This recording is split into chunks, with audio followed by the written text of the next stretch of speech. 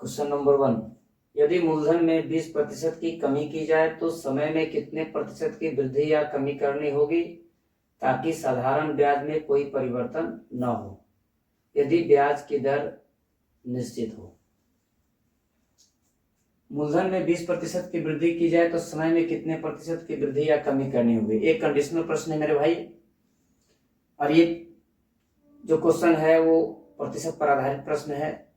समय, दर तथा मूलधन, ये तीन में से किसी एक में परिवर्तन करने के बाद दूसरे में परिवर्तन को दिखाना है। यदि वृद्धि दी गई है तो कमी निकालना होगा, और अगर कमी दी गई है तो वृद्धि को निकालना है।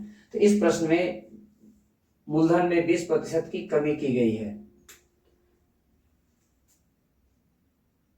यदि पहले वाले मूलधन को अगर 100 रुपया मान ली जाए तो अब उसमें 20% की कमी हो गई है, अर्थात ये प्रिंसिपल 1 हो गया, और प्रिंसिपल 2 जो है 20% की कमी अर्थात 20 रुपये की कमी हो गया, तो ये हो गया 80 रुपया। इस 80 रुपया को पुनः 100 रुपया में बदलने के लिए कितनी की वृद्धि या कमी करनी होगी। तो 80 रुपया को पुनः 100 रुपया में बदलने के लिए वृद्धि करना होगा। तो कितना का वृद्धि, तो वृद्धि करना है 20 का, क्योंकि 80 में 20 जब जोड़ेंगे तो 100 हो जाएगा, अर्थात वृद्धि करनी होगी 20 का। किसमें वृद्धि करनी होगी, तो जो छोटा वैल्यू है उसमें, अर्थात 80 में। तो जिसमें वृद्धि करनी है उससे डिवाइड करेंगे, और प्रतिशत लगाने के लिए 100 से मल्टीप्लाई करेंगे। सॉल्यूशन करने के बाद का जो वैल्यू प्राप्त होगा उतने परसेंट की वृद्धि अर्थात इंक्रीज करना होगा। ये आपका हो गया 4 टाइम्स, और ये आपका हो गया 25, अर्थात 25% इंक्रीज करना होगा, 25% की वृद्धि करनी होगी। अब देखते हैं मेरे भाई ऑप्शन, इसमें ऑप्शन पहला नंबर ए हो गया 25% की वृद्धि। तो जब मूलधन में 20% की जब कमी हुई है तो समय में 25% की अगर वृद्धि की जाए तो जिससे प्राप्त ब्याज पहले जितना ही होगा, अर्थात पहले का ब्याज और अब का ब्याज दोनों बराबर होगा। ये हो गया आंसर 25%।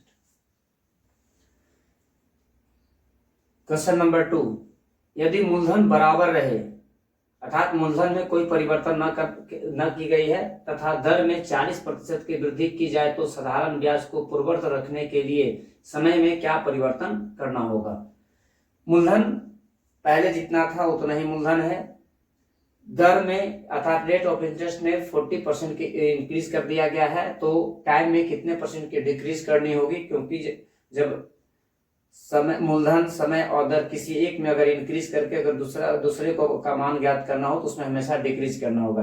अगर इंक्रीज दी गई है तो डिक्रीज करना होगा, डिक्रीज दी गई है तो इंक्रीज करना होगा। इसमें 40% की वृद्धि की गई है तो कमी को ज्ञात करना है, बैलेंस को बराबर रखने के लिए।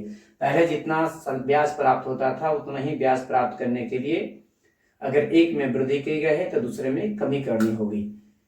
तो मूलधन बराबर है दर, यदि पहले वाले दर को 100 मान ली जाए तो अब जो नया जो दर है उसमें 40% की वृद्धि करके, अब दर में जब 40% की वृद्धि हो गई है तो नया जो दर है आपका 140 हो गया।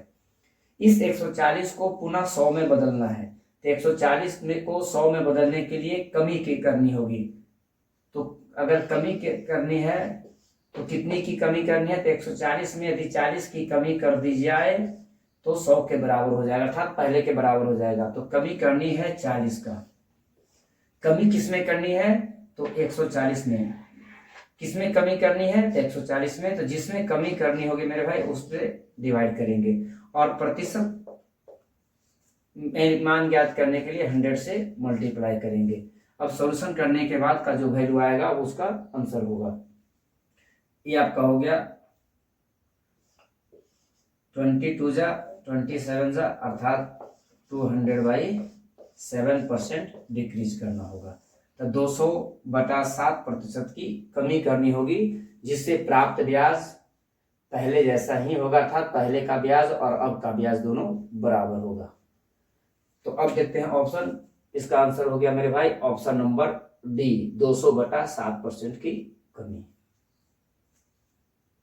क्वेश्चन नंबर 3, निश्चित समय के लिए उधार दी गई राशि में यदि 10% की कमी कर दी जाए तो साधारण ब्याज बराबर प्राप्त करने के लिए दर में कितने प्रतिशत की कमी या वृद्धि करनी होगी। इसमें निश्चित समय के लिए उधार दी गई, समय इसमें बराबर है, जितना समय पहले था उतना ही समय अब भी है। यदि राशि में 10% की कमी कर दी है, अर्थात मूलधन में कमी की गई है और दर में कमी या वृद्धि क्या होगी वो ज्ञात करना है। तो प्रश्न बताया इसी के जैसा दो प्रश्न जो पहले आप लोग को बताया गया मेरे भाई, कि जब वृद्धि दी गई हो तो कमी को ज्ञात करना होगा, कमी दी गई है तो वृद्धि को ज्ञात करना है। तो इसमें 10% की कमी की गई है मूलधन में, तो दर में कितने प्रतिशत की वृद्धि करनी होगी या कमी करनी होगी ताकि बैलेंस बराबर रहे, अर्थात पहले जैसा ही ब्याज प्राप्त हो। इस प्रश्न का उत्तर क्या होगा आप कमेंट बॉक्स में देंगे।